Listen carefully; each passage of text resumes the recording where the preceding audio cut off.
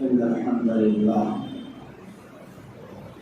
نحمده ونستعينه ونستغفره ونعوذ بالله من شرور أنفسنا ومن سيئات أعمالنا من يهده الله فلا مضل له ومن يضلل فلا هادي له وأشهد أن لا إله إلا الله وحده لا شريك له وأشهد أن محمدا عبده ورسوله أعوذ بالله السميع العليم من الشيطان الرجيم من همزه ونفخه ونفثه يا أيها الذين آمنوا اتقوا الله حق تقاته ولا تموتن إلا وأنتم مسلمون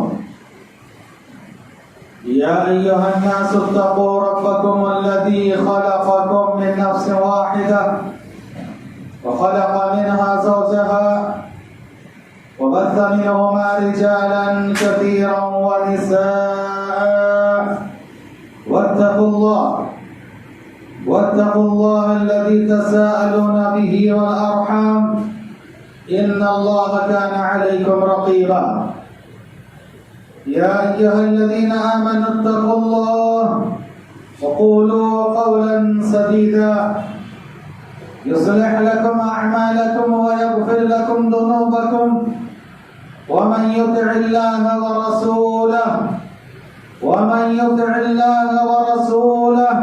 فقد فاز فوزا عظيما أما بعد فإن خير الحديث كتاب الله وخير الهدي هدي محمد صلى الله عليه وسلم وشر الأمور محدثاتها وكل محدثة بدعة وكل بدعة ضلالة وكل ضلالة في النار. قال الله تبارك وتعالى في كلامه المجيد والفرقان الحميد كل نفس ذائقة الموت وإنما توفون أجوركم يوم القيامة فمن زحزح عن النار وأدخل الجنة فقد فاز وما الحياة الدنيا إلا متاع الغرور. برادران اسلام، پردہ نشین خواتین ملت، خطبہ مسنہ کے بعد میں نے آپ کے سامنے سورہ آل عمران کی آیت نمبر 185 پڑھی ہے.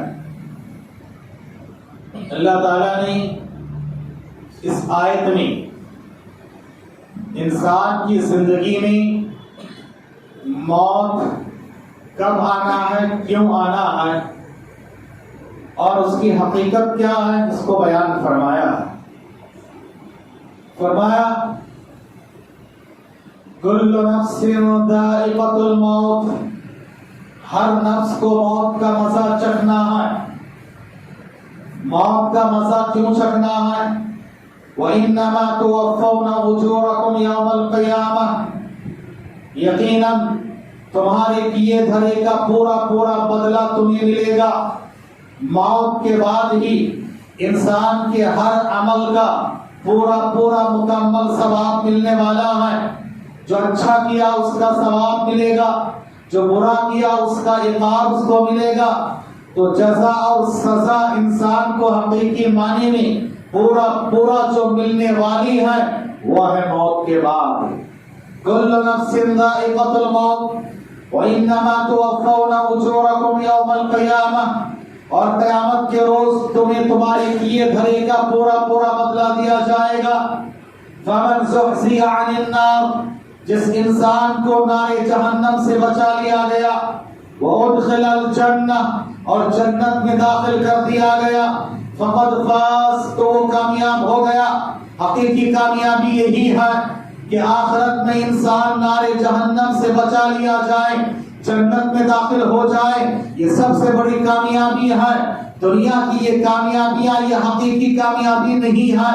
حقیقی کامیابی ابدی کامیابی سب سے بڑی کامیابی یہی ہے کہ انسان کو کل قیامت کے میدان میں نار جہنم سے بچا کر اللہ تعالیٰ جنت میں داخل فرما دے. یہ سب سے بڑی کامیابی ہوتی ہے. فمن زحزح عن النار وادخل الجنة فقد فاز وما الحیات الدنیا الا متاع الغرور. اور یہ دنیا کی زندگی یہ متاع غرور ہے. دنیا کی زندگی یہ دھوکے کا سامان ہے. یہ سب کو چھوڑ کے ایک نہ ایک دن جانا ہے. حضرت نگرامی اس آیت میں اللہ تعالیٰ نے دنیا کی حقیقت کو بیان کیا, پھر دنیا چھوڑ کے ہر ایک کو ایک نہ ایک دن جانا ہے اس کو بھی بیان فرمایا, اور کیوں جانا ہے وہ بھی بیان فرمایا ہے. حضرین یہ دنیا اس میں ہم لوگ ہیں, یہ دھوکے کا سامان ہے. ایک نہ ایک دن سب کو جانا ہے. اللہ تبارک تعالیٰ نے اس دنیا کو مثال دیتے ہوئے فرمایا کہ اس دنیا کی زندگی کی مثال لہو و لعب, یہ کھیل کود ہے, کھیل تماشا کی طرح ہے. جیسے بچے کھیل کود کے لیے سمسار بساتے ہیں, کھیلتے کودتے گھر بناتے ہیں, کھانا پکاتے ہیں, ماں باپ بلاتے ہیں آ جاؤ بیٹا, سب چھوڑ چھاڑ کے آ جاتے ہیں. اسی طرح سے یہ بھی ایک سمسار کی طرح ہے. ایک نہ ایک دن اللہ کی پکار آئے گی, اللہ کا بلاوا آئے گا, سب چھوڑ چھاڑ کے چلے جانا ہے. اپنے نرم گرم بستر کو چھوڑنا ہے, اپنے بینک بیلنس کو چھوڑنا ہے, اپنے کاروبار اور تجارت کو چھوڑنا ہے, رشتہ دار و اقارب کو قربان دینا ہے, اپنے ہر طرح کے ساز و سامان کو دھرے کے دھرے رکھ کر چلے جانا پڑے گا. یاد رکھیے یہ دنیا کی زندگی کی مثال ہے. اگر ہم انسان ہیں اسی دنیا کی زندگی کو سب کچھ سمجھ رہے ہیں. ہم نے یہ سمجھ لیا کہ ہمیں موت نہیں آنا ہے, دنیا میں ہمیشہ ہمیش رہنا ہے. دنیا کی یہ جو زندگیاں ہیں, دنیا کی رونقیں ہیں, دنیا کی رنگینیاں ہیں, دنیا کی رعنائیاں ہیں, دنیا کی چمک دمک ہے, دنیا کے کھیرا کرنے والی چیزیں ہیں. انسان کی آنکھیں پھٹی کی پھٹی رہتی ہے. کیا ہے, کیا چیز ہے, کیا زندگی ہے, کیا عیش ہے, کیا عشرت ہے, کیا بنگلہ ہے, کیا کار ہے, اور کیا بہترین اس کے عیش آرام کے سامان ہیں. حضرین یہ سب کچھ دھوکے کا سامان ہے, سب دھوکے کا سامان ہے.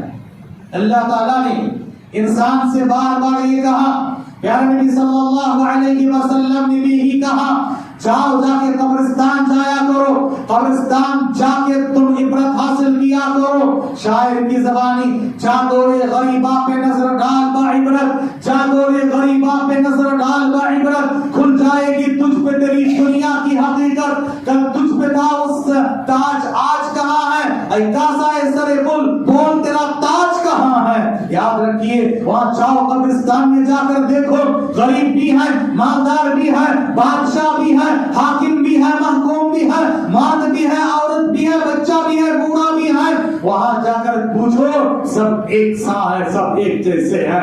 چاگورے غریبا پہ نظر ڈال با عبرت, غریبوں کے گور پہ جا کر, قبر پہ جا کر عبرت کی نگاہ ڈال.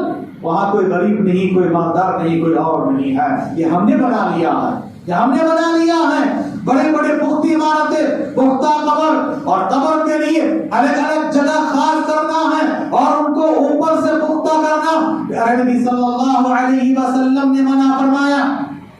صحیح بخاری کی حدیث نبی نے فرمایا, اللہ کے رسول صلی اللہ علیہ وسلم سے اما عائشہ رضی اللہ تعالی عنہا فرماتی ہیں کہ اللہ کے رسول نے کہا, لعن اللہ الیہود, اللہ تعالیٰ یہودیوں پر لعنت اور پھٹکار نازل فرمائے. اتخذوا قبور انبیاء مساجد, ان لوگوں نے اپنے انبیاء کے قبروں کو سجدہ گاہ بنا لیا, وہاں مسجدیں بنا لی ہیں. اسلام کا تصور یاد رکھو, قبرستان اور مسجد دونوں جدا گانا ہے. جہاں قبر ہے وہ نماز نہیں ہوتی ہے, اور جہاں نماز پڑھتے وہ قبرستان نہیں ہو سکتی ہے. دونوں کا تصور الگ الگ ہے. لیکن یہ عجیب تماشا ہے, آج مسلمانوں نے جہاں قبر ہے وہی مسجد, اور مسجد کے اندر قبر بنا لیا ہے. نبی نے کیا فرمایا, اپنے گھروں کو قبرستان نہ بناؤ, اپنے گھروں کو قبرستان نہ بناؤ, گھروں میں جا کر نفل نماز سنتیں پڑھا کرو. کیا مطلب ہے, قبرستان جہاں قبر ہو وہ نماز نہیں ہوتی ہے، اسی لیے گھروں کو قبرستان مت بنایا کرو۔ یہ قبر ہمیں بتاتی ہے کہ دنیا کی حقیقت کیا ہے، ہر ایک کو وہاں جانا ہے۔ یہ سناٹا قبرستان بہت کچھ خاموشی میں ہمیں کہتی ہے نا، خاموشی میں بہت ساری چیزیں ہمیں کہتی ہے۔ جاؤ، جا کر وہاں عبرت حاصل کرو۔ پیارے نبی صلی اللہ علیہ وسلم نے یہ فرمایا قبرستان جایا کرو۔ کیوں قبرستان جایا کرو؟ وہاں مانگنے کے لیے نہیں، فریاد کرنے کے لیے نہیں، اور اپنے لیے کسی حاجت روائی کے لیے نہیں، بلکہ وہاں جا کر عبرت کی نگاہ ڈالنے کے لیے جاؤ، جا کر عبرت حاصل کرو۔ فإنها تذكر الآخرة، اس لیے کہ وہ آخرت کی یاد دلاتی ہے۔ قبرستان جایا کرو، جا کر تم یاد رکھو، آخرت کو یاد کرو۔ نبی کریم صلی اللہ علیہ وسلم نے فرمایا قبر روزانہ پکار پکار کر یہ کہتی ہے انا بیت الظلم، انا بیت الوحشہ، انا بیت الدود، میں تنہائی کا گھر ہوں، میں وحشت کا گھر ہوں، ظلمت اور تاریکیوں کا گھر ہوں، کیڑے مکوڑوں کا گھر ہوں، تنہائی کا گھر ہوں۔ یہاں کوئی ساتھ آنے والا نہیں، یہاں کوئی روشنی اور بجلی آنے والی نہیں، یہاں کوئی نرم گرم بستر آنے والا نہیں، یہاں کوئی مال دولت آنے والا نہیں، یہاں کوئی اے سی کا فین کا ہوا کی ہوائیاں ملنے والی نہیں ہے۔ یہاں آئے گا تمہارا اپنا عمل اور عقیدہ، عقیدہ توحید، ایمان، یہی تمہارا کام آئے گا۔ تمہارے نیک اعمال تمہیں فائدہ پہنچانے کے لیے پہلے تمہارا ایمان و عقیدہ صحیح ہونا ضروری ہے۔ جس کے پاس ایمان و عقیدہ صحیح نہیں ہے، اس کا کوئی عمل اللہ کے پاس قابل قبول نہیں ہے۔ تبھی اللہ تعالیٰ نے سورۃ الانعام کی آیت نمبر 88 سے پہلے 18 جلیل القدر نبیوں کا تذکرہ کیا۔ قرآن میں کل 25 نبیوں کا تذکرہ ہے، 25 میں سے 18 کا تذکرہ اللہ تعالیٰ نے سورۃ الانعام کی آیت نمبر 86 میں کر دیا ہے۔ اس کے بعد آیت نمبر 88 میں اللہ نے فرمایا 18 نبیوں کے تذکرے کے بعد کیا فرمایا معلوم ہے؟ وَلَوْ أَشْرَكُوا لَحَبِطَ عَنْهُمْ مَا كَانُوا يَعْمَلُونَ، اگر یہ 18 نبی بھی شرک کرتے ان کے سارے اعمال اکارت اور برباد چلے جاتے۔ اگر یہ 18 نبی بھی شرک کرتے ان کے سارے اعمال برباد ہو جاتے۔ سبحان اللہ، نبیوں کے تعلق سے، وہ بھی جلیل القدر انبیاء کے تعلق سے کہا اگر یہ شرک کرتے تو سارے اعمال برباد ہو گئے ہوتے۔ اور شرک کی بنیاد کیا جانتے ہیں؟ شرک ہے اللہ کا حق غیر اللہ کو دینا۔ اللہ کا حق کیا ہے؟ اللہ کے ایک حق ہے، وہ کیا ہے؟ اللہ کی عبادت کرنا۔ اللہ کی عبادت کرنا ہے۔ عبادت کس کو کہا جاتا ہے؟ عبادت یاد رکھیے، ہم نماز میں جو کام کرتے ہیں نا، اس کے علاوہ بھی اور چیزیں ہیں۔ سب سے پہلے نیت کرنا، یہ دل کی عبادت ہے۔ آپ نے نماز اللہ کے لیے نیت کی ہے تو عبادت ہے، کسی کو دکھانے کے لیے تو وہ شرک ہے، ریاکاری شرک ہے۔ پھر اسی طرح سے یاد رکھیں، ہم نماز میں اللہ تعالیٰ سے ہاتھ باندھ کے کھڑے ہوتے ہیں، ہاتھ باندھ کے بعد اب کھڑا ہونا عبادت ہے، صرف اللہ کے لیے ہونا چاہیے، کسی اور کے لیے، چاہے وہ انبیاء ہو، اتقیاء، صدیقین، شہداء، ائمہ، بزرگان، بڑے جو بھی ہو، جتنے بڑے کیوں نہ ہو، اس کے سامنے ہاتھ باندھ کے بعد اب کھڑا ہونا یہ شرک ہے۔ اسی طرح سے نماز میں ہم رکوع کرتے ہیں، سجدہ کرتے ہیں، دعائیں کرتے، فریاد کرتے، اللہ سے مانگتے ہیں۔ رکوع کرنا، سجدہ کرنا، فریاد کرنا یہ عبادت ہے، صرف اور صرف اللہ کے لیے ہونا چاہیے۔ کسی اور کے سامنے اگر یہ سر جھکائے، یاد رکھو شرک ہے، اور شرک کے گناہ اللہ معاف نہیں فرماتا ہے۔ ان اللہ لا یغفر ان یشرک بہ ویغفر ما دون ذلک لمن یشاء، اللہ تعالیٰ شرک کے گناہ کو معاف نہیں کرتا ہے۔ اگر توبہ کیے بغیر مر گیا ہے، احساس نہیں ہوا مر گیا ہے، اللہ تعالیٰ اس کے گناہوں کو نہیں معاف فرمائے گا۔ شرک سے پہلے توبہ کرو، شرک آگ کی طرح ہے، شرک مشرک کا کوئی عمل اللہ قبول نہیں فرماتا۔ اللہ کے پاس اعمال، قبر میں اعمال کے فائدہ حاصل کرنے کے لیے پہلے آپ اپنا عقیدہ اور ایمان درست کر لیا کرو، شرکیہ باتوں سے پرہیز و گریز کیا کرو۔ چاہے کتنے بڑے کیوں نہ ہو، اس کے پیر چھونا، پیر چومنا، سر جھکانا، اللہ اکبر۔ اللہ نے انسان کو ایسے بنایا ہے، دنیا کے جتنے جانور ہیں جب وہ کھانا کھاتے ہیں، غذا کھاتے ہیں، چارہ چرتے ہیں، سر جھک جاتا ہے نا، سر جھکتا ہے۔ انسان کو اللہ نے اسے بنایا ہے، کھانا کھاؤ تو بھی تمہارا سر جھکتا نہیں ہے۔ یہ سر جھکے گا تو صرف رزاق کے پاس جھکے گا، اور وہ ہے اللہ تعالیٰ رب کائنات۔ انسان دنیا میں سودا کرتا ہے،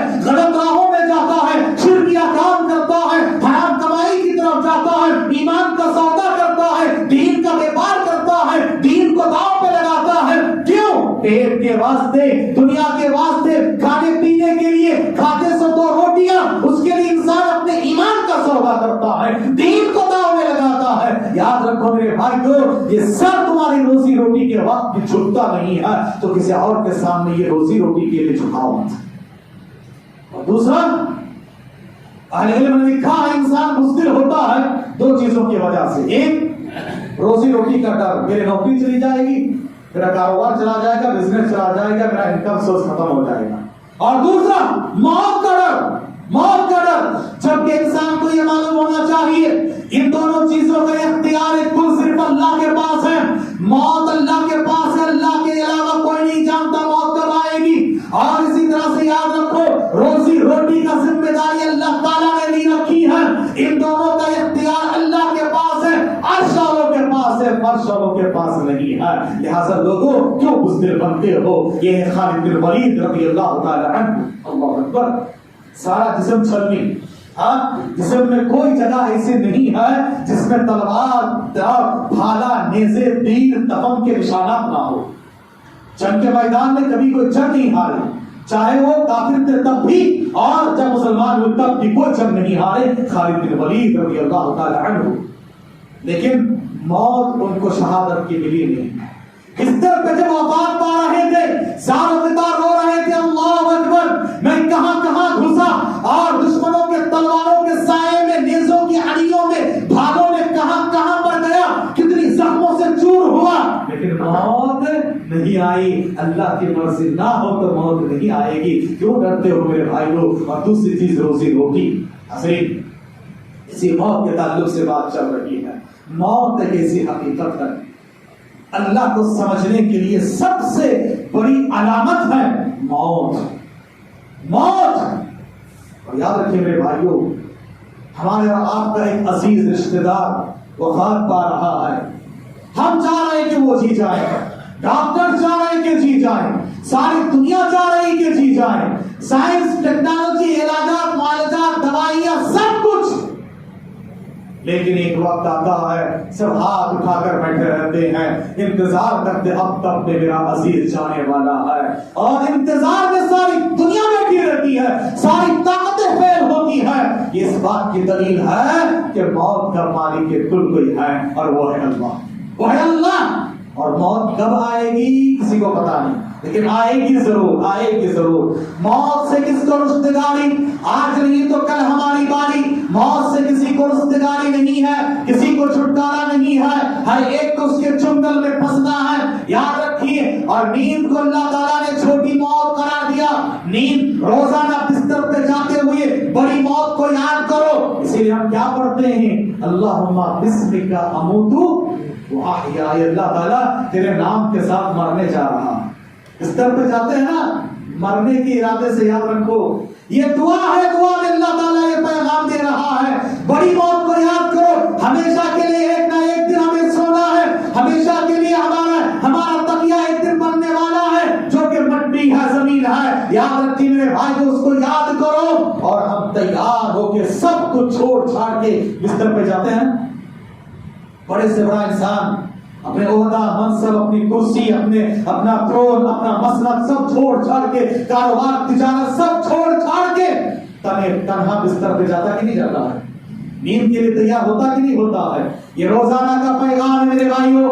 تم روزانہ موت کے لیے تیار ہو جاؤ, موت کے لیے تیار ہو جاؤ. ایک نہ ایک دن سب کو چھوڑ چھاڑ کے تم کو موت کے لیے تیار ہونا پڑے گا. وَلَا تَمُوتُنَّ إِلَّا وَأَنْتُمْ مُسْلِمُونَ. اور جب تمہاری موت آئے تو مسلمان بن کے تیار رہو.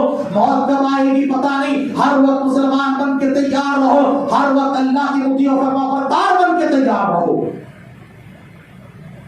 اور بستر پہ تو ہم جاتے ہیں, مگر ایگزیکٹ نیند کب لگتی کسی کو پتا نہیں ہے. ایسے ہی ہم تیار ہو کے رہنا تو ہے, موت کب آئے گی ایگزیکٹ کسی کو پتا نہیں ہے. حاضرین اکرام, لوگ سمجھتے ہیں کہ موت آ جائے تو ساری پریشانیوں سے, ٹینشنوں سے نجات مل جائے. کس نے کہا؟ موت زندگی کے خاتمے کا نام نہیں ہے. اور سے سنیے, موت زندگی کے خاتمے کا نام نہیں ہے. موت سے ہمیشہ کی زندگی کی شروعات ہوتی ہے.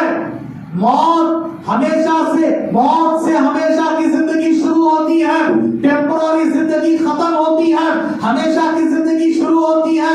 اسی لیے دنیا میں انسان کوئی پریشان ہوا، ٹینشن میں آیا، ڈپریشن میں آیا، تکلیفیں آئی، پریشانی آئی، سوچتا خودکشی کر لو سارے مسئلے کا حل ہو جائے گا. نہیں، مسئلے کا حل نہیں، ہمیشہ کے لیے مسئلہ شروع ہوا ہے کہ نہیں؟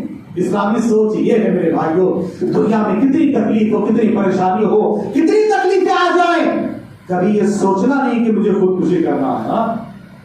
ہم نے تقدیر پہ ایمان لایا نہیں لایا؟ آمنت باللہ وملائکتہ کتبہ رسلہ والیوم الآخر والقدر خیرہ وشرہ. تقدیر کی اچھی بری سب پر ہم نے ایمان لایا. جب ہم نے ایمان لایا ہے تو تقدیر میں صرف اچھی چیزیں نہیں، بری چیزیں بھی آنے والی ہے، ان کو بھی برداشت کرنا ہے. اسی لیے نبی نے فرمایا، صحیح مسلم کی روایت ہے، عجبا لامر المومن، مومن کی عجیب شان ہے، ان امرہ کلہ لہ خیر، ہر معاملہ اس کے خیر کا ہوتا ہے. اگر اس کو تکلیف پہنچتی ہے صبر کرتا ہے، صبر اس کے لیے خیر ہے. اچھائیاں ملتی ہے، شکر کرتا ہے، شکر اس کے لیے خیر ہے. یہ مومن کے لیے صبر اور شکر یاد رکھو. اچھی حالتوں میں اللہ کا شکر کرو، بری حالتوں میں اللہ کے لیے صبر کرو. اور قدر خیرہ وشرہ. اب تو گھبرا کے کہتے ہو کہ مر جائیں گے، اب تو گھبرا کے کہتے ہو کہ مر جائیں گے، مر کے بھی چین نہ آئے تو کدھر جاؤ گے؟ یاد رکھو، موت سے انسان کا سلوشن نہیں ہوتا ہے. اسی لیے ہمیں کیا کرنا چاہیے میرے بھائیوں؟ آج ہم لوگ سوچتے اور کہتے ہیں اچھی سے زندگی اطمینان کے ساتھ گزارنا ہے. بھائی زندگی ایک بار ملتی سو، اچھے آرام سے جی لینا ہے نا. آرام سے جینے سے بڑھ کے ضروری ہے کہ اطمینان سے موت آئے، ہے کہ نہیں؟ آرام سے زندگی میں تکلیف آنے دیجیے، پریشانی آنے دیجیے. اگر آپ کی اور ہماری موت اطمینان کی مل جائے بہت بڑی بات ہے. اور ساری زندگی کا خلاصہ یہی ہے کہ اطمینان کے موت نصیب ہو جائے، اور موت کے وقت میں انسان کو فرشتے یہ کہیں، یا ایتھا النفس المطمئنہ ارجعی الی ربک راضیۃ مرضیہ فادخلی فی عبادی وادخلی جنتی. اللہ نے ہمیں دنیا میں پیدا کیا ہے، پیدا کرنے کے بعد ہمیں زندگی دی اور ہمارا یہ نفس عطا فرمایا. وَنَفْسٍ وَمَا سَوَّاهَا فَأَلْهَمَهَا فُجُورَهَا وَتَقْوَاهَا. یہ نفس اللہ نے عطا فرمایا، نفس میں اچھائیاں بھی ہیں، برائیاں بھی ہیں، اور ہمیں اللہ نے یہ پیغام دیا ہے کہ تمہیں نفس سے فائٹ کرنا ہے. سب سے بڑا ویر مجاہد وہی ہے جو اپنے نفس کو فائٹ کر لیا ہے. ہمارے اس نفس میں شر ہے، بہت ساری برائیاں ہیں. ساری زندگی ہمیں نفس سے فائٹ کر کے ہمارے اس نفس کو ہمیں نفس مطمئنہ بنانا ہے. انسان کے پاس تین طرح کے نفس ہیں، تین طرح کے نفس قرآن میں اللہ نے فرمایا. ایک ہے نفس امارہ، اس کا کام ہمیشہ برائی کا حکم دینا، اور اس کو اللہ نے سورہ یوسف میں بیان فرمایا، وَإِنَّ النَّفْسَ لَأَمَّارَةٌ بِالسُّوءِ. یہ نفس امارہ برائی کا حکم دینے والا ہے. دوسرا نفس مطمئنہ، وہ انسان جو انسان نیکی کرتا ہے، نیکی کرنے کے بعد اس کے دل میں اطمینان ہوتا ہے، یہ نفس مطمئنہ. اللہ نے اس کا ذکر سورہ فجر کی آخری آیتوں میں کی ہے، یا ایتھا النفس المطمئنہ. تیسرا ہے نفس لوامہ.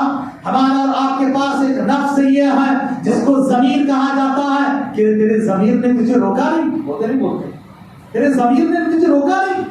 کیسے تیرا ضمیر ہوا؟ ہاں، انسان کے پاس یہ جو ضمیر ہے نا، چاہے 10 بار اس کا نفس امارہ برائی کا حکم دے، ایک بار ضرور اس کا ضمیر کہے گا، نفس لوامہ کہے گا تو کر رہا سو غلط ہے. ہاں، کتنا بڑا چور ڈاکو، کتنا بڑا پاپی گنہگار ہے، ایک نہ ایک بار اس کا یہ ضمیر کہتا ہے تو جو کر رہا ہے غلط ہے. اس کو کہتے نفس لوامہ، ملامت کرنے والا نفس. اس کو برا بھلا کہتا، مت کر بیٹا، مت کر بیٹا، لیکن یہ نفس امارہ غالب آ جاتا ہے. اب ہماری ساری زندگی کا خلاصہ کیا ہے؟ ہمارے پاس یہ جو نفس امارہ ہے اس سے فائٹ کر کے ہمارے نفس کو نفس مطمئنہ بنانا ہے. نفس مطمئنہ بنانا ہے. اور نفس مطمئنہ کیسے بنا سکتے ہیں؟ ابن عساکر نے تاریخ دمشق میں ایک روایت نقل فرمائی ہے، کہا کہ نفس مطمئنہ کون ہے؟ پیارے نبی صلی اللہ علیہ وسلم کی دعا نقل فرمائی ہے، اللہ کے رسول دعا کیا کرتے تھے اللہ تو مجھے ایسا نفس عطا فرما، اللہم انی اسألک نفسا بک مطمئنہ، اے اللہ تعالیٰ میں تجھ سے میرا نفس مطمئنہ مانگتا ہوں۔ نفس مطمئنہ وہ ہے جو تجھ پر ایمان رکھے، ایمان رکھنے والی نفس ہو، اور اسی طرح سے تیرے قضاء و قدر پر، تقدیر پر، فیصلے پر ایمان رکھنے والا نفس ہو۔ اللہ تو نے جو کچھ روزی روٹی دیا ہے، محنت و مزدوری کے بعد، کوشش کے بعد جو ملا اس پہ راضی ہونے والا ہو، اور جب دنیا سے جائے الا ان اولیاء اللہ لا خوف علیہم ولا هم يحزنون، اللہ کے اولیاء کون ہیں میں آپ کو بتاتا ہوں، سمجھاتا ہوں۔ اللہ نے سورہ یونس میں فرمایا الا ان اولیاء اللہ، اللہ کے نیکوکار بندے، اللہ کے ولی کی جمع اولیاء کون ہے؟ جن پر نہ غم طاری ہوتا ہے، نہ وہ غم زدہ ہوتے اور نہ ہی خوف زدہ ہوتے ہیں۔ کیا مطلب ہے؟ دنیا چھوڑنے کا غم نہیں ہوتا، آخرت کو فیس کرنے کا ڈر نہیں ہوتا۔ لا خوف علیہم ولا هم يحزنون، یہ کب ہوگا؟ کن لوگوں کے لیے ہوگا؟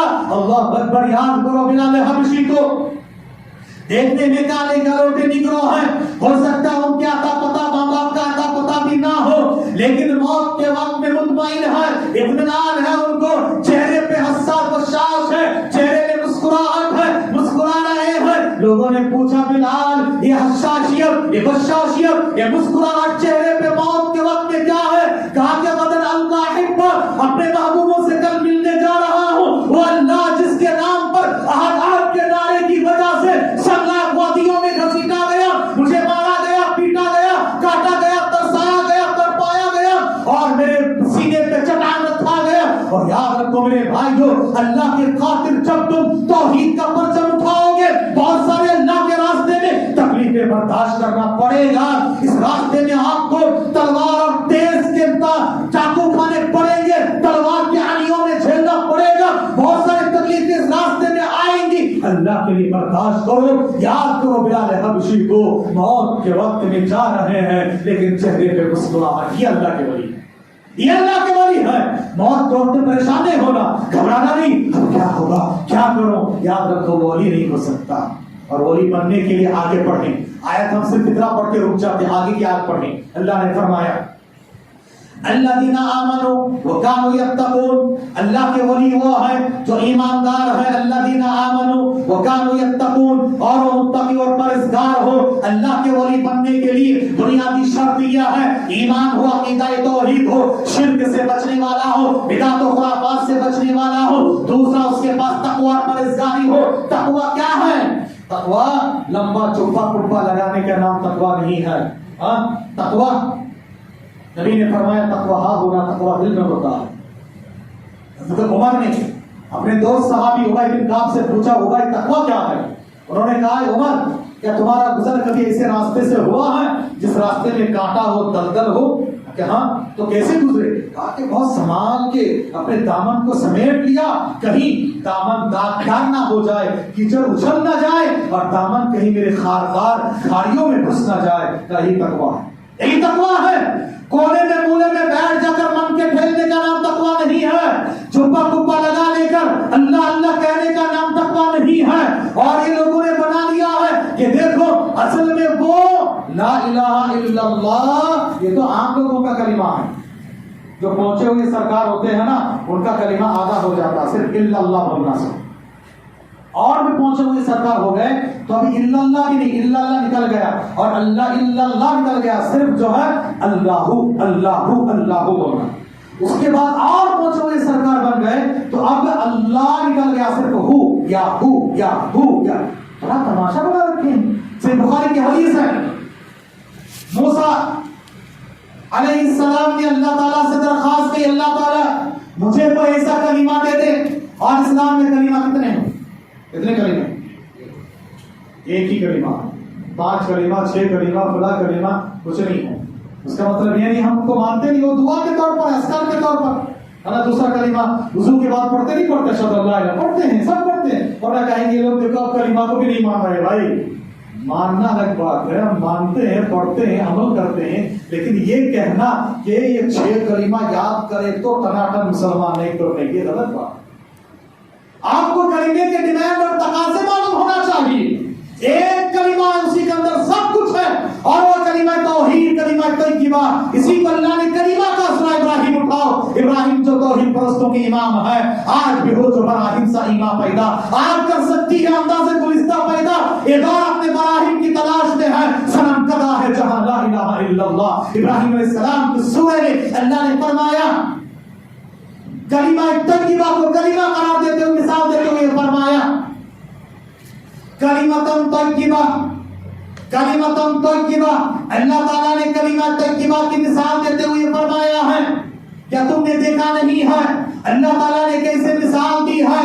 کلمۃ طیبہ کا شجرۃ طیبہ، ایک پاکیزہ درخت کی طرح ہے جس کی جڑیں مضبوط ہیں اور اس کے تنا جو ہے ہر جگہ پھیلی ہوئی ہے۔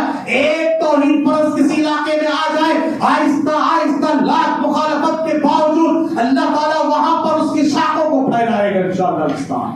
یہ اللہ کا وعدہ ہے، لاکھ مخالفت ہو، ایک توحید کے مضبوط درخت جب آ جائے، اس کی جڑ جب مضبوط ہو، اس کے پھل جو ہے بہت دور دور تک پھیلتے ہیں۔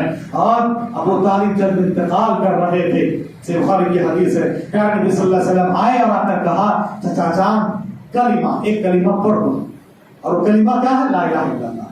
کہا کیا اے چچا جان کلمۃ وحاج جو بہا، ایک کلمہ پڑھ دو، میں اس کے لیے آپ کے پاس اللہ کے پاس سفارش کر لوں گا۔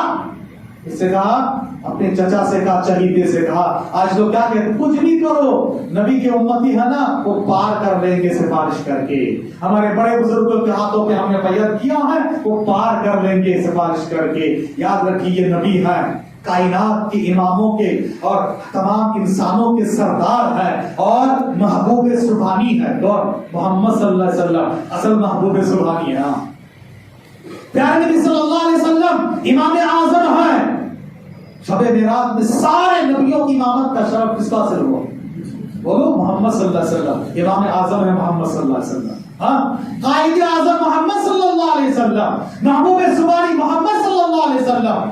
اور یاد رکھیے کہ غوث اعظم اللہ تبارک تعالیٰ ہے، اللہ تبارک تعالیٰ یہ غوث اعظم ہے۔ یاد رکھیے میرے بھائیو، یہ ہے اصل عقیدہ، یہی پیغام ہے۔ یاد رکھیے میرے بھائیو، پیارے نبی صلی اللہ علیہ وسلم خود کہہ رہے ہیں، اگر تم نے کلمے کا ادا نہیں کیا تو میں بھی قیامت کے میدان میں تمہاری سفارش نہیں کر سکتا۔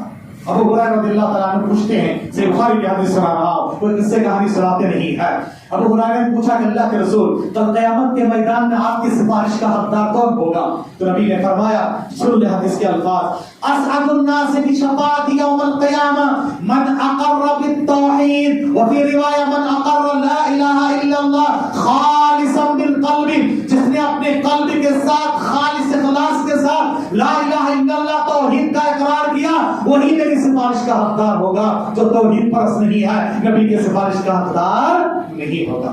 سے بخاری کی حدیث ہے، حوض کوثر کے پاس نبی ہوں گے اور لوگ آئیں گے پینے کے لیے، اور ایک پتے کی بات یاد رکھنا، موت کے زمنے میں پتے کی بات یاد رکھنا، آخرت میں سایہ سورج ایک دم قریب آ جائے گا نا، قریب آئے گا، کہا کہ قدرہ میل، ایک میل، عربی زبان میں میل دو چیزوں کو کہا جاتا ہے، ایک میل کی مسافت کو بھی کہا جاتا ہے، اور سرنے کی سلائی ہے نا، دیکھیں اتنی کاڑی، سرنے کی کاڑی اتنی، اس کو بھی میل کہا جاتا ہے۔ سورج اگر اتنی دوری پر آئے کیا حال ہوگا، اللہ اکبر۔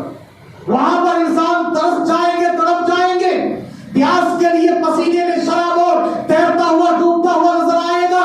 وہاں پر ایسے وقت میں چلچلاتی دھوپ ہو، کیا چاہیے؟ سایہ چاہیے اور پانی چاہیے، دو ہی چیز چاہیے نا کامیاب ہونے کے لیے قیامت کے میدان میں۔ آؤ پتے کی بات لے کے جاؤ، آج تک تم نے سنا نہیں ہوگا، ہاں یاد رکھو، پیری مریدی کرنے والوں تم بھی سن لو، کوئی بچانے والا نہیں ہے وہاں پر۔ پانی کہاں ملے گا اور سایہ کہاں ملے گا؟ سایہ اللہ کے پاس ملے گا، ہے نا، اور پانی نبی کے پاس ملے گا، حوض کوثر کا پانی۔ سایہ اللہ کے پاس ملے گا، لا الہ الا اللہ محمد رسول اللہ، توحید اور رسالت ہی نجات کا ذریعہ ہے، یاد رکھو میرے بھائیو۔ اور جنت کا مالک اللہ ہے، اور دروازہ سب سے پہلے کون کھولے گا؟ ہمارے اور آپ کے دلارے آمینہ کے پیارے، ہمارے اور آپ کے پیارے، آپ کے سب کے سردار محمد عربی بولو صلی اللہ علیہ وسلم، بس اور کوئی نہیں چاہیے، کوئی نہیں چاہیے۔ یاد رکھو وہ سفارش، اللہ کے رسول نے فرمایا، فاطمہ تم میرے جو فاطمہ کو ناراض کرے مجھے بھی ناراض کر دے. فاطمہ سے میں ٹوٹ کے پھوٹ کے محبت کرتا ہوں. فاطمہ یاد رکھو جو کچھ مانگنا دنیا میں مانگ لو, یہ نہیں سوچنا. صحیح بخاری کی حدیث کہہ رہا ہوں کل قیامت کے میدان میں میرے باپ نبیوں کے سردار بچا لیں گے نہیں. اللہ اکبر. اور کیا چاہیے بولو. اور بھی سنا دیتے. صحیح مسلم کی روایت ہے پیارے نبی صلی اللہ علیہ وسلم کے پاس ایک صحابی آئے. کہا کہ اللہ کے رسول این ابی, میرے باپ کہاں جنت میں یا جہنم میں؟ کہا کہ جہنم میں. تمہارے باپ کا انتقال شرک کی حالت میں ہوا. صحابی بہت دل برداشت ہو کے اوپر جا رہے تھے. بلایا کہا کرو. کہا کہ ان ابی و اباک فی النار. کیا ہے؟ ان ابی و اباک فی النار. تمہارے باپ میرے باپ دونوں جہنم میں. اس کے بعد پیارے نبی صلی اللہ علیہ وسلم کی کیوں شرک کی حالت میں وفات پائے ہیں. کوئی رشتہ داری کام آنے والے نہیں ہے. کوئی سلسلہ کوئی جو ہے بیعت کا سلسلہ کام آنے والا نہیں ہے. وہاں پر یاد رکھو. اس کے بعد نبی کی والدہ کے تعلق سے مسند احمد اور ابو داؤد کی روایت ہے. پیارے نبی صلی اللہ علیہ وسلم ایک سفر میں تھے. سرکتار رو رہے ہیں. صحابہ نے کہا کہ اللہ کے رسول ماجرا کیا ہے؟ کہا کہ وہ دیکھو میری والدہ کی قبر. بچپنے میں میری والدہ کو گوایا میرے بچپنے میں والدہ کو گوایا وہ میری والدہ کی قبر. میری پیاری والدہ مجھے یاد آ گئی. میں نے اللہ سے درخواست کرتے ہوئے کہا کہ اللہ میری والدہ کی مغفرت کے لیے اجازت دے دے. اللہ نے کہا کہ نہیں تمہاری والدہ کا انتقال شرک کی حالت میں ہوا, نہیں ملے گی اجازت. کہا کہ اللہ کم سے کم جا کر دیکھنے کی اجازت تو دے دے. کہا کہ جا کر دیکھ کے آنا ہے, دعائے مغفرت نہیں کرنا. اسی لیے میں زاروں کتا رو رہا ہوں. کوئی قصے کہانی نہیں سنایا ہے. یہ جو کہتے ہیں کہ نبی کے نبی بننے کے بعد اپنے والدین کو قبر سے اٹھانے کے بعد کلمہ پڑھوائے, یہ بے بنیاد فیبریکیٹڈ باتیں ہیں. یاد رکھو میرے بھائی کو, نبی اپنے والدین کو, اپنے چچا کو, اپنی فاطمہ کو, سب کو کہہ رہے ہیں کہ لوگوں اپنے آپ کو بچا لو. اور کوئی خاندان قبیلہ بھی نہیں. نبی بنے سارے بنو ہاشم, بنی مطلب, بنی عبد مناف اپنے قریبی رشتہ داروں کو جمع کر کے صحیح بخاری کی حدیث ہے انقذوا انفسکم من انفسکم من نار. اے بنو ہاشم, بنو مطلب, بنو عبد مناف, تم یہ نہیں سمجھنا ہمارے رشتہ دار ایک بہت بڑے نبی ہیں سب کو پار کر لیں گے. نہیں, تم اپنے آپ کو جہنم کی آگ سے بچاؤ. اور کائنات کے نبی کے بعد محمد صلی اللہ علیہ وسلم کے بعد سب سے اونچا مقام کس کا جانتے ہیں؟ ابراہیم علیہ السلام کا. خلیل اللہ ہے, نبی حبیب اللہ ابراہیم خلیل اللہ ہے. صحیح بخاری کی حدیث ہے کل روز قیامت ابراہیم خلیل اللہ کے والد ان کے سامنے آئیں گے. چہرہ بہت برا حال ہوگا, کہیں گے بیٹا آج مجھے بچا لے. ابراہیم علیہ السلام اللہ سے کہیں گے اللہ میری باپ کی لاج رکھ لے. اللہ کہے گا ابراہیم تم میرے خلیل ہو, تمہارا باپ میرا دشمن ہے, تمہارے باپ کا میں حسد کرتا ہوں. دیکھو فوراً ان کے پیر کے پاس ایک ہائنا ایک جانور ہے, اس کی شکل میں پڑا ہوا ہوگا, اپنے خون میں, قے میں, دست میں اور غلاظتوں میں نپر بدبودار. ابراہیم تمہارے پیر کے پاس جو ہائنا ہے نا, فرشتے سے کہا جائے گا اس کو پکڑ کے جہنم میں ڈالو. ابراہیم یہ جہنم میں جو ہائنا ڈالا گیا کون جانتے ہو؟ کہ نہیں اللہ, کہ تمہارے باپ ہیں. ابراہیم اپنے باپ کے لیے درخواست کیے بچا نہیں پائے, اور آج دنیا والے آپ کو بچا لیں گے. قبر میں سرٹیفکیٹ رکھ دیتے ہیں. اللہ اکبر, اللہ حفاظت فرمائے. اور آخری بات یاد رکھو, دنیا کے سب سے پہلے رسول کون ہے؟ نوح علیہ السلام. پہلے رسول آدم علیہ السلام نبی کے رسول ہیں. نوح علیہ السلام کے لخت جگر, ان کا بیٹا آنکھوں کے سامنے ڈوب رہا تھا. انہوں نے اللہ سے درخواست کی نہیں کہ اللہ میرے بیٹے کو بچا لے, کہ نہیں درخواست کی, سفارش کیے, اللہ نے بچایا. کہا کہ نو پاگلوں کی طرح نہ کرنا حرکتیں. قرآن نے کہا وَلَا تَكُنْ مِنَ الْجَاهِلِينَ, جاہلوں میں سے مت ہو جاؤ, تم میرا دوست ہو, تم میرے نبی ہو, تمہارا بیٹا میرا دشمن ہے. اللہ کے پاس رشتہ داری کاریگری کچھ کام آنے والی نہیں ہے. اپنے آپ کو جہنم سے بچا لیا کرو. میرے محترم دوستو, بزرگوں, بھائیو, موت یقینی معنی میں آنے والی ہے. موت سے زندگی کا خاتمہ نہیں, ہمیشہ کی زندگی شروع ہوتی ہے.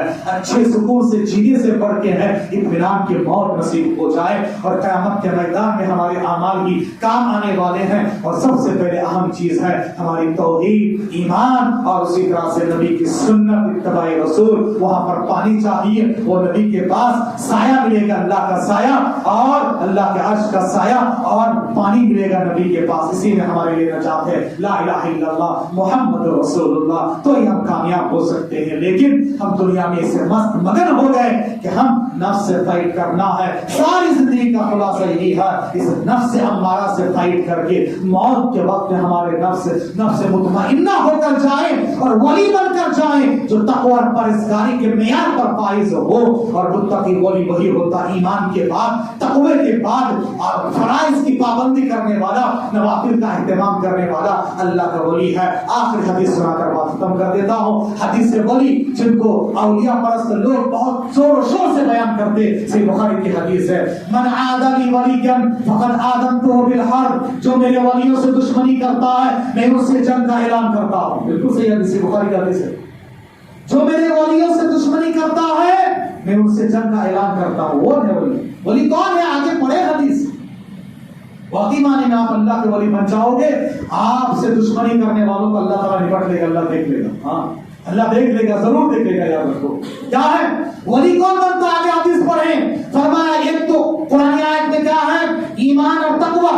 اس کے بعد آگے نبی نے فرمایا, اللہ کہتا حدیث قدسی ہے کہ میرے ولی وہ ہیں جو فرائض کی پابندی کرتے ہیں, اس کے بعد نوافل کا اہتمام کر کے میرے قریب ہو جاتے ہیں, یہاں تک کہ اتنی میری قربت حاصل کرتے ہیں, میں ان کی ہر بات سنتا ہوں, ان کو پناہ دیتا ہوں, ان کے ہاتھ بن جاتا ہوں جن سے وہ پکڑتے ہیں, ان کے پیر بن جاتا ہوں جن سے وہ چلتے ہیں, ان کی آنکھ بن جاتا ہوں جن سے وہ دیکھتے ہیں, ان کے کان بن جاتا ہوں جن سے وہ سنتے ہیں.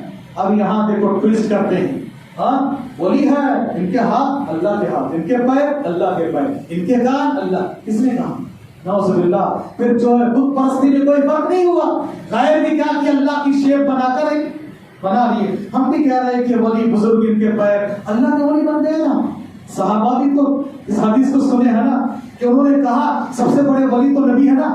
اللہ کے رسول انہوں نے کہا کہ نبی کے ہاتھ اللہ کے ہاتھ, نبی کے پیر اللہ کے پیر, نبی کے پیر چھو تو اللہ کے چھونے کے. نعوذ باللہ. کیا مطلب ہے حدیث کا؟ یعنی اللہ ان کے ہاتھوں کو نیکی کی توفیق دیتا ہے, اس سے اللہ کا کام کرتے ہیں, پیر سے اللہ کا کام کرتے ہیں, کان سے اللہ کا کام کرتے ہیں, آنکھ سے اللہ کی چیزوں کو دیکھتے ہیں. یعنی اب وہ گناہ نہیں کرتے, اللہ ان کو حفاظت کرتا ہے. اللہ کے ولی یہ ہوتے ہیں. آپ اللہ کے ولی بن کے اللہ کی حفاظت میں آ جاؤ. موجودہ حالات میں, موجودہ حالات چاہے عالمی سطح پر ہو یا ملک کی سطح پر ہو یا ایک لوکل سطح پر ہو, آج ہمیں اللہ کی حفاظت میں آنا ہے. اللہ کے سوا کوئی بچانے والا نہیں ہے. ہم اللہ کے ولی بننے کے لیے ایمان, عقیدہ توحید, نبی کی سنت پر عمل, تقوی اور پرہیزگاری, نوافل کا اہتمام اور اسی طرح سے فرائض کی پابندی کیا کریں. اللہ آپ کی ہماری حفاظت فرمائے گا. اگر ہم نے یہ سارا کام کر لیا تو ہمارا نفس اب نفس مطمئنہ بن جائے گا, اور موت کے وقت میں فرشتے آ کر کہیں گے یا ایتھا النفس المطمئنہ,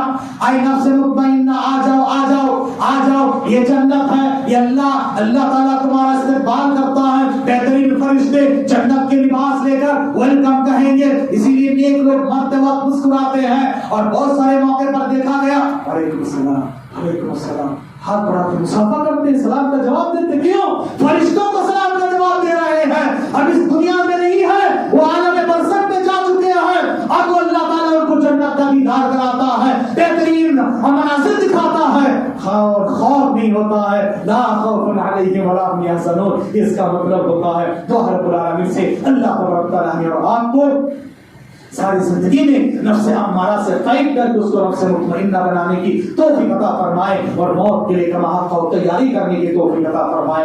آمین. اللہ سارے مسلمانوں کی جان, مال, عزت و دین و ایمان, اہل و عیال کی حفاظت فرمانا.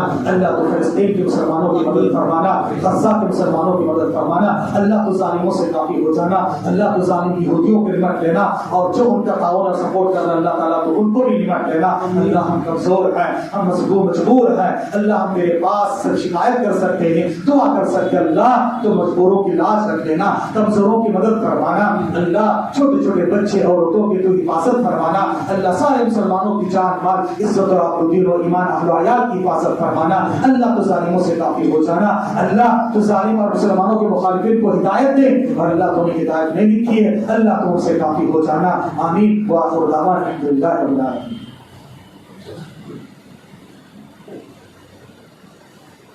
إن الحمد لله نحمده ونستعينه ونستغفره ونعوذ بالله من شرور أنفسنا ومن سيئات أعمالنا من يهده الله فلا مضل له ومن يضلل فلا هادي له وأشهد أن لا إله إلا الله وحده لا شريك له وأشهد أن محمدا عبده ورسوله. أعوذ بالله السميع العليم من الشيطان الرجيم من همزه ونفخه ونفسه. إن الله وملائكته يصلون على النبي يا أيها الذين آمنوا صلوا عليه وسلموا تسليما. اللهم صل على محمد وعلى آل محمد كما صليت على إبراهيم وعلى آل إبراهيم إنك حميد مجيد. عباد الله رحمكم الله إن الله يأمر بالعدل والإحسان وإيتاء ذي القربى وينهى عن الفحشاء والمنكر يعظكم لعلكم تذكرون. اذكروا الله يذكركم وادعوه يستجب لكم ولذكر الله تعالى ثم قوموا للصلاة. عباد الله قيموا الصلاة.